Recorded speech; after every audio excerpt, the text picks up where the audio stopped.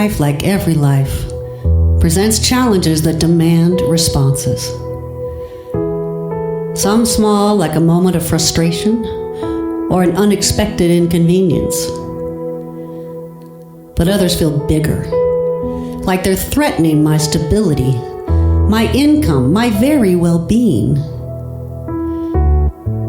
And in those moments, anger escalates fast.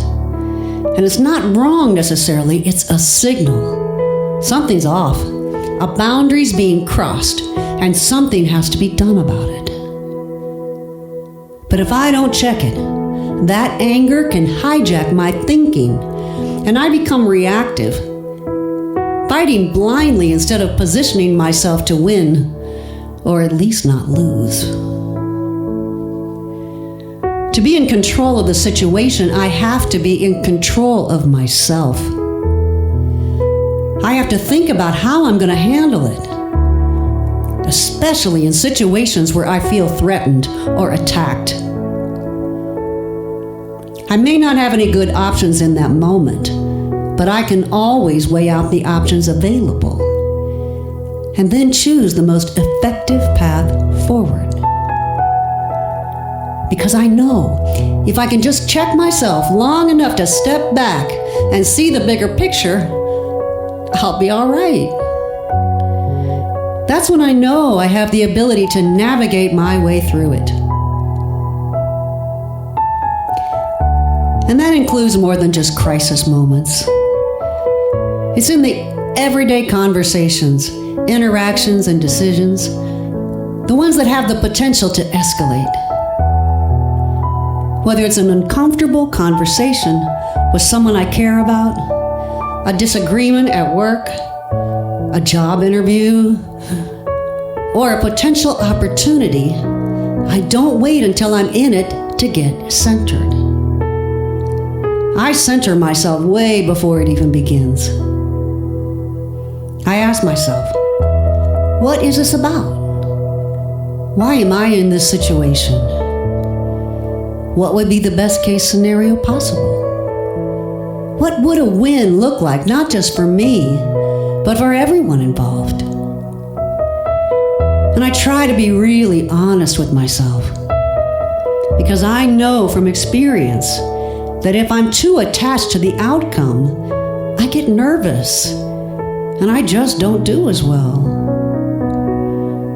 I always make sure I'm prepared in advance, but it isn't about memorizing what to say as much as it is about maintaining my balance during the conversation. And I've noticed that it goes much better for me if I just listen, really listen to what they are saying, and take it in for a moment before I respond. I do much better. So I try to leave a moment of silence before I answer.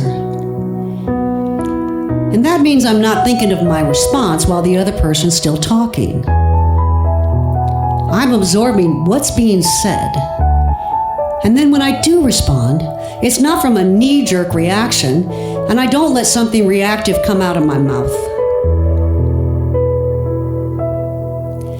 And I find it helpful if I can just mentally switch the goal to how well I maintain my balance. I can just consider it another opportunity to practice instead of getting so wrapped up in what I want to happen. And of course, I still want everything to work out in my favor, always. But that isn't realistic. But it is realistic to use it as practice. And I know I can learn something from every interaction and use that information to handle myself better in the future. It just helps take the edge off the pressure and the stress of the moment.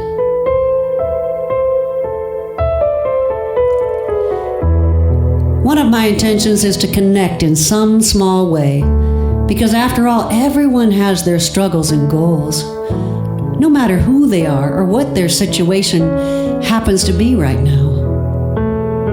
Because I know that if I can find common ground, even when we disagree, I can shift the mood And if nothing else, make myself feel good about it and how I showed up.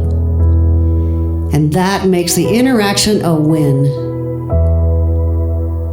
The ability to shift out of the pattern of the automatic stress reactions to a more balanced response pattern is a huge accomplishment. And the more I practice maintaining my emotional balance, the better I feel, both physically and about life in general. It's just a better way to live, and life is short. I don't want to spend it feeling angry or sad all the time. And over time, maintaining my balance will become something I'm not trying to do. It's simply who I am and how I experience life.